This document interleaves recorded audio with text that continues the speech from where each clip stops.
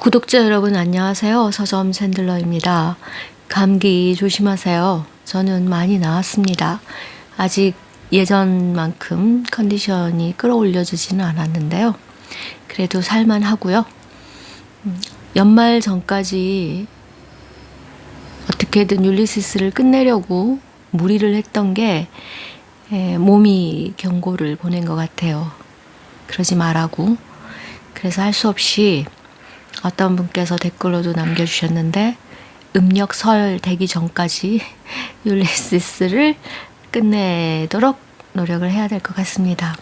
오늘은 제임스 조이스의 율리시스 그 14번째 에피소드 태양신의 황소들 산부인과에서 벌어지는 일에 대해서 정리를 해보도록 하겠습니다. 호메로스의 오디세이아의 태양신의 소들의 이야기는 12권 마지막 에피소드에 해당이 됩니다. 태양신이라고 했을 때 이미 이제 태양신 숭배사생과 관련된 에피소드라는 것을 연상하게 될 수밖에 없고요. 그래서 지하의 세계, 즉 죽음의 세계인 하데스장을 다녀온 이후 태양신의 세계로 오디세우스가 들어갔다라는 생각을 하면 조이스 역시 하데스 6장에서 페트 디그넘의 장례식을 계기로 해서 우리의 블룸이 죽음의 세계를 다녀온 것으로 은유될 수 있다면 이 장은 그 장과 대비되는 태양신의 세계, 즉 출생, 산자들의 세상으로 조응이 된다라고 할 수 있을 것 같습니다.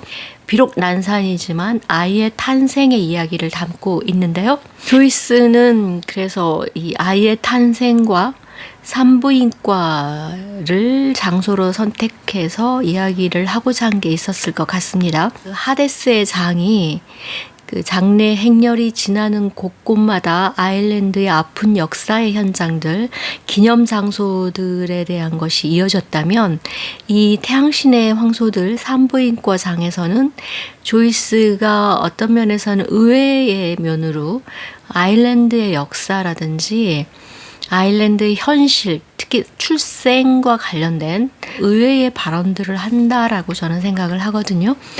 그리고 하데스 장에서 블룸이 장례식에 참여한 사람들 사이에서 소외가 되고 또 의견을 이야기를 했을 때 자꾸 이렇게 외면받는 그런 모습들이 보여졌다면 이 장에서는 스티븐을 비롯해서 젊은 의대생들과 그 젊은이들 사이에서 비록 36의 나이이지만 성숙한 하나의 인간으로서 블룸은 위치하고 있는 것 같습니다.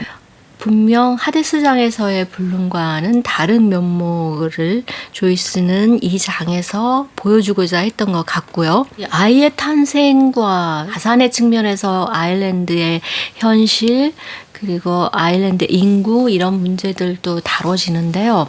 최근에 아이리쉬맨이라는 영화가 개봉된 걸로 알고 있고 넷플릭스에서 하고 있는 걸로 알고 있는데 아직 저도 못 봤습니다. 보려고 하는데요. 마틴 스콜세이즈 감독이 로버트 드니로, 알파치노, 조페시 아주 쟁쟁한 노장들과 함께 만든 영화인데 아일랜드인들이 19세기 말에서 20세기 초에 아일랜드를 떠나서 미국으로 이주해온 그런 아일랜드인들의 삶이 이제 기본적으로 좀 담겨 있는 것 같아요. 주인공이 아일랜드에서 이렇게 미국으로 이주해온 노동자, 그리고 당시에 굉장한 화제가 됐고 사회적인 문제가 컸던 지미 호파라는 노동조합장의 실종 사건과 관련돼서 얽힌 그런 얘기를 다루고 있다라는 사전 정보를 알고 있는데요. 보고 싶더라고요. 그러니까 이 율리시스를 해서 그런지 아일랜드라든지 더블린이라든지 이런 얘기가 나오면 쉽게 지나치기가 좀 어려워진 것 같아요. 이제는 아무래도. 그래서 그리고 또 마틴 스콜세이즈의 굉장히 뛰어난 작품이라고 하니까 한번 보려고 합니다. 그러면 호메로스의 오디세이아의 태양신의 황소들에 대해서 좀 정리를 해볼게요. 이 이 에피소드 같은 경우는 모험이라고 이야기되는 아주 걸맞는 여러 가지 디테일들이 살아있다고 할까요? 그러니까 이미 우리는 하데스, 그러니까 지하의 세계에서 이 테이레시아스라는 예언자, 그러니까 오디푸스에도 나오고 안티고네에서도 나오는 테이레시아스라는 예언자에 의해서 또 키르케에 의해서 두 사람 모두가 강조했던 경고를 이미 저희는 알고 있습니다. 테이레시아스와 키르케가 공히 예언했던 것은 태양신의 섬 트리나키아라는 섬, 그 섬은 피아라는 것이었습니다. 특히 키르케는 트리나키아 섬, 태양신의 섬은 인간을 기쁘게 해주는 헬리오스의 섬을 피아라고 신신당부를 했습니다. 만약 그곳에 있는 태양신의 소들 또는 가축들을 해하게 된다면 모든 게 이제 파멸할 거라는 거죠. 설사 오디세우스는 그 재난에서 벗어난다고 해도 비참하게 나무배를 타고 귀향하게 될 것이고 집에 가서도 고통받게 될 것이라는 예언이 주어집니다. 이미 이 강력한 금지라는 경고가 또 재미있는 거죠. 인간을 기쁘게 해주는 모든 게 풍요롭고 안정적인 태양신, 인간을 기쁘게 해주는 바로 그 섬이 오디세우스 일행에게는 가장 큰 불행 혹은 마지막으로 닥치는 불행이 준비되어 있다는 것이 아이러니하고 흥미로운 점이라는 건데요. 이런 얘기라면 우리는 이제 이미 알고 있는 거죠. 이런 강력한 경고의 금지가 주어졌을 때는 결국에는 깨질 거라는 것, 그리고 그로 인한 결과는 비참할 것이라는 것, 오디세우스만이 살아남는다는 것, 이런 거는 알고 있죠. 결국에는 그 태양신의 황소를 부하들이 잡아먹게 되는데요. 바다로 나온 오디세우스 일행이 뇌우를 쳐서 배를 산산이 부수고요.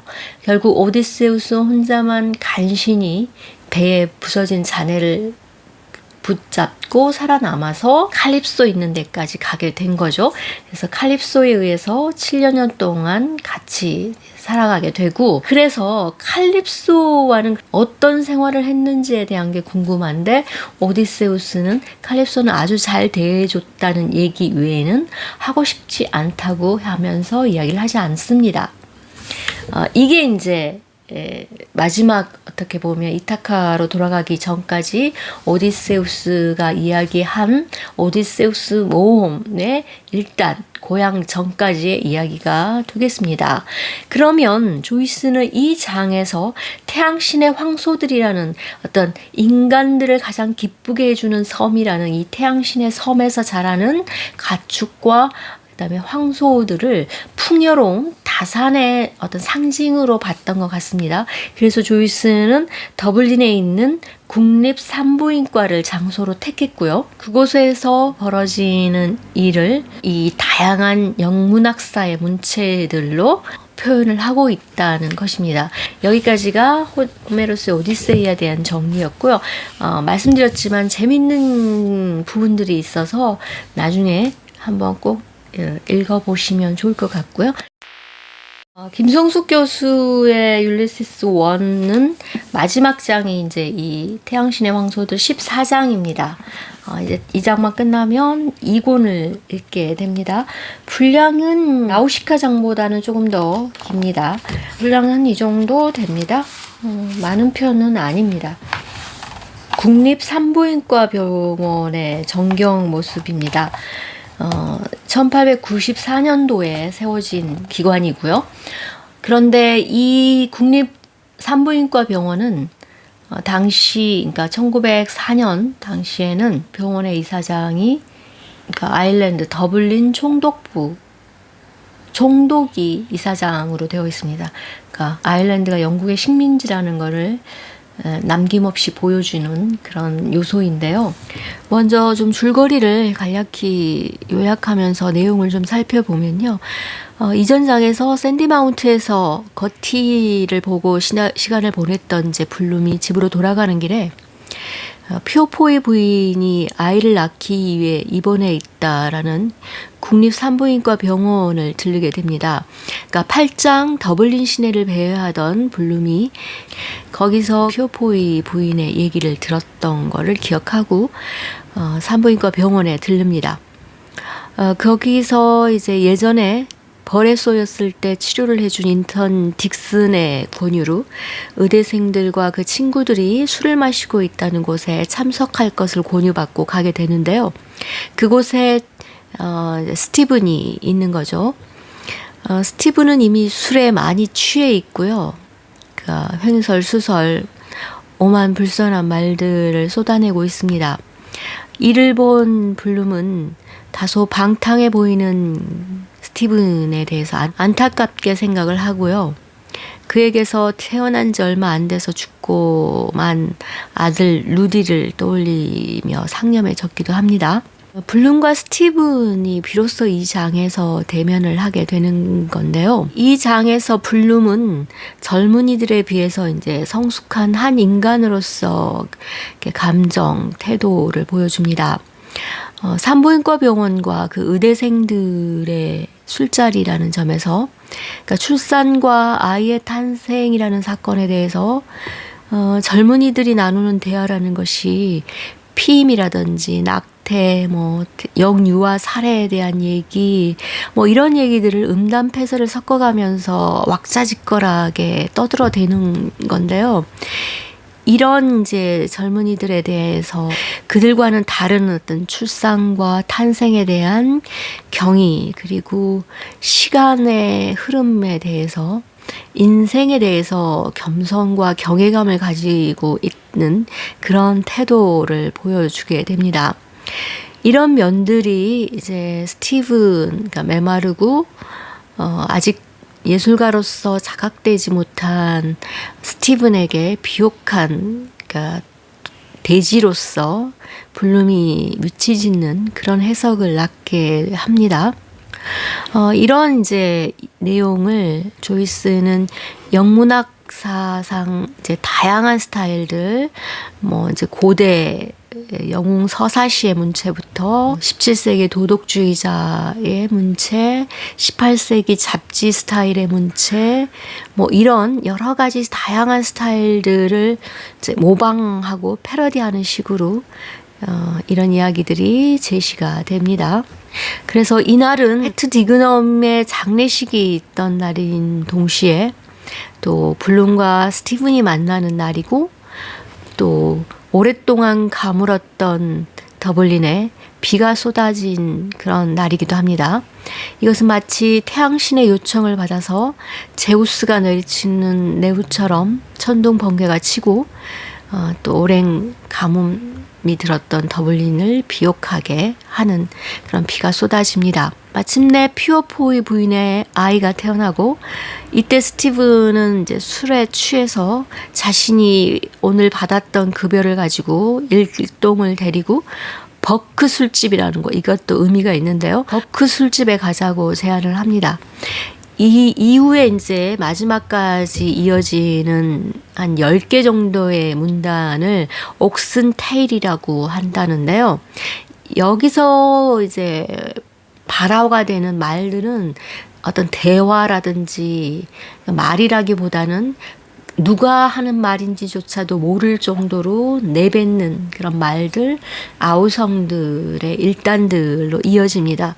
그래서 이제 해석자들은 여기서 보여지는 그 언어들은 언어로서의 의미를 다하고 언어의 바벨탑이라고 부르기도 합니다. 그만큼 마지막 이 옥슨테일 장은 온갖 외국어라든지 영어의 슬랭, 미국의 속어, 또 아일랜드의 방언, 영국 방언, 온갖 종류의 다양한 언어들을 통해서 이런 이제 아우성 소리, 거리의 소음, 이런 것들을 조이스는 표현을 하고 있습니다.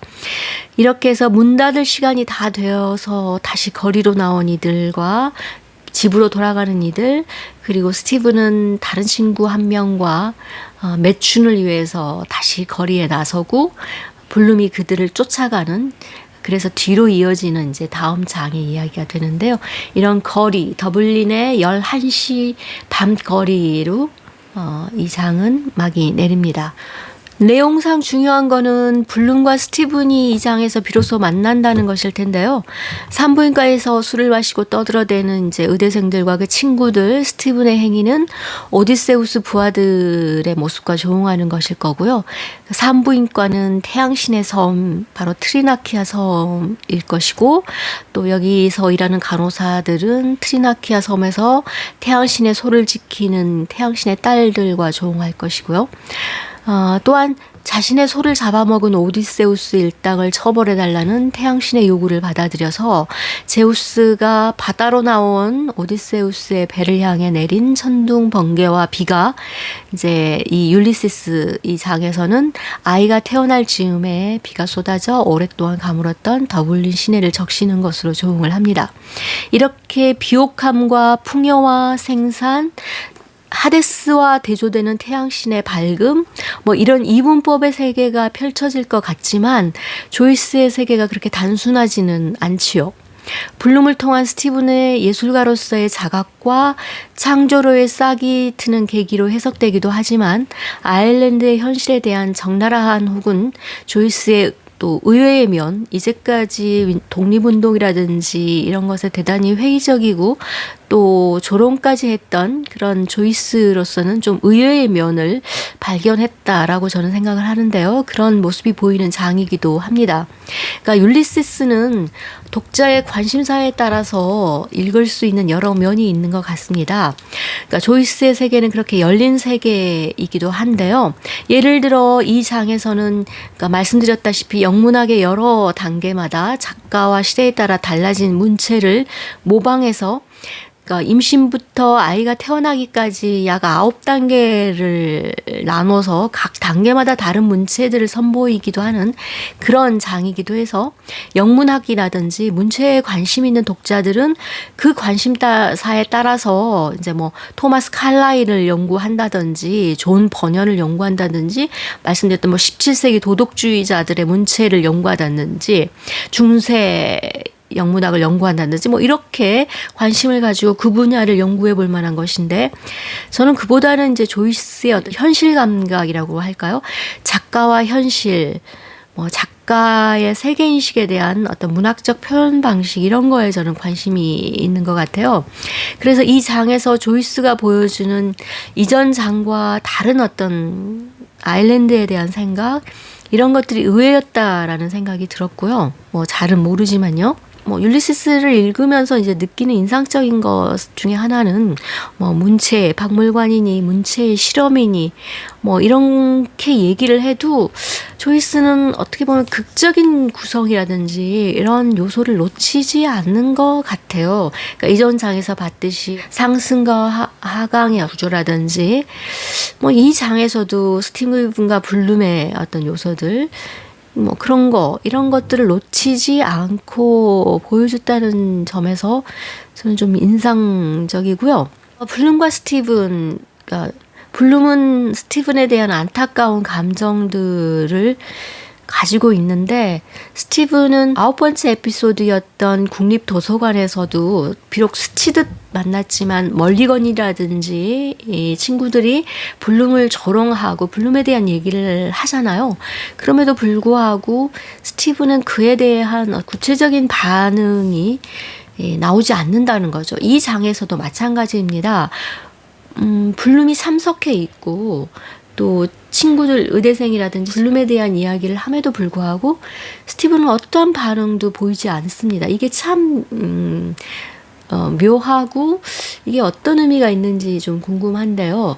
이제 본격적으로 이 두 사람은 이렇게 만나서 다음 장에서는 이제 블룸이 아들 같은 스티븐을 보호하기 위해서 마지막 밤거리를 쫓아다니는 그런 얘기로 이어질 텐데요. 어쨌든 스티븐이 다음에 블룸에게서 어떤 반응을 보일지 이 점이 또 궁금해지는 그런 장이기도 합니다.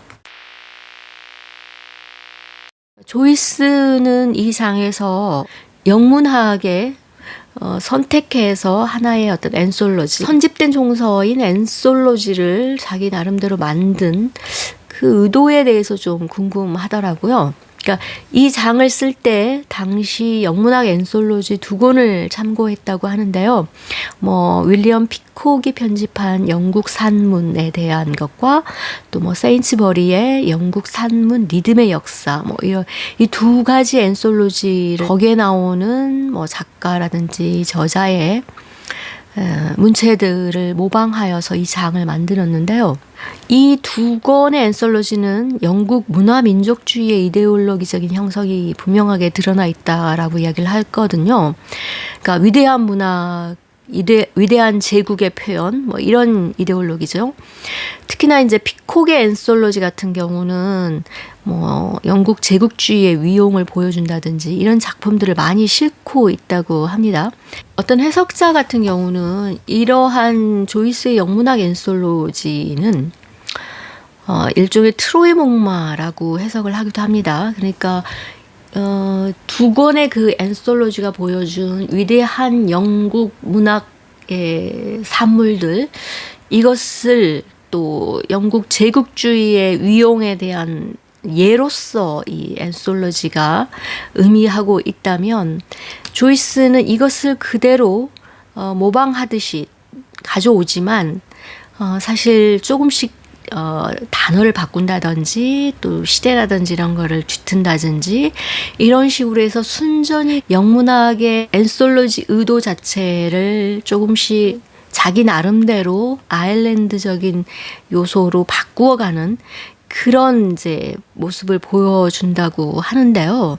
근데 사실 저희는 이제 낯설잖아요. 영문학 자체도 낯설고 특히나 아일랜드라든지 이런 거는 더더욱 낯설기 때문에 그 번역을 통해서 저희가 알 수는 없는 것 같아요. 조이스의 영국 문학을 가져다가 아일랜드적 요소를 삽입하는, 그래서 위대한 영국 문학에 대한 그 아일랜드화라고도 이야기할 정도로, 그래서 일종의 이제 트로이 목마라고 이야기를 하는데, 이것은 조이스가 그 문해부흥 운동이라든지 이런 주장을 하는 자들이 순수한 아일랜드적인 것들을 찾기 위해서 게이러를 사용한다든지 이런 주장들에 대해서 반대했던 것처럼, 어떤 순수한 문학이라는 것은 존재하지 않다라고 보는 입장일 수도 있다는 거죠. 바로 퓨어포이 부인의 오늘 태어난 그 아이도 아일랜드인이지만 아일랜드 정통 카톨릭을 믿지 않고 영국 감리교 신자 집안이라고 합니다.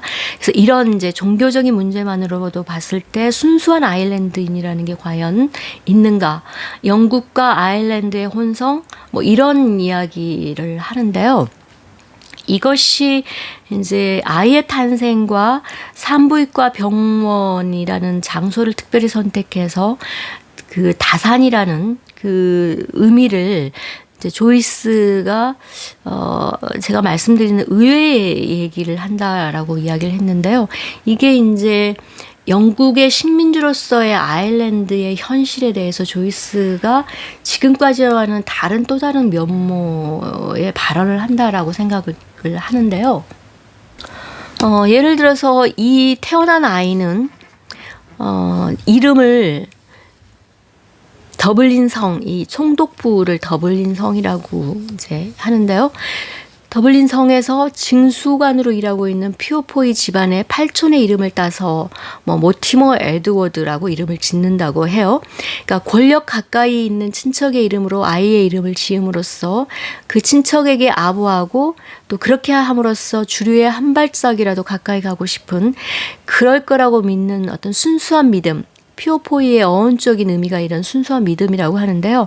그런 순수한 믿음을 가지고 있는 더블린의 평범한 가정의 모습을 보여줌으로써 영국의 식민지로서의 아일랜드, 또 그 아일랜드인이지만 영국의 주류에 가까이 가고자 하는 어떤 식민지 정체에 대한 모습,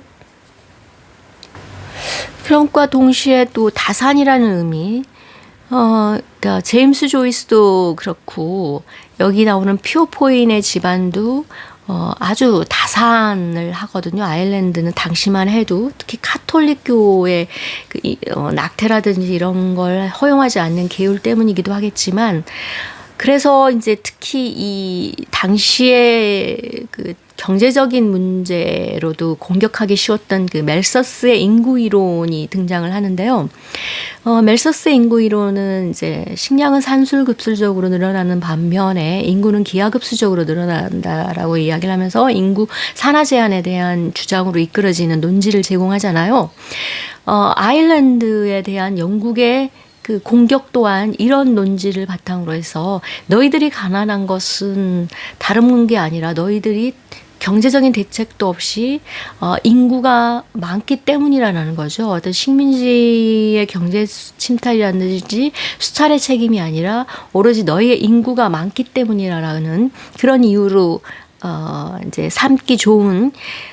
그런데 비해서 조이스는 어머니의 그 그러니까 살아남은 아이만 10남매고 퓨어포이 집안도 9형제가 되는 거니까 조이스는 자신의 어머니의 그런 다산의 경험을 그다지 좋아하지 않았고 분명 아일랜드의 그런 아이 많음에 대해서는 비판적으로 봤다고도 합니다.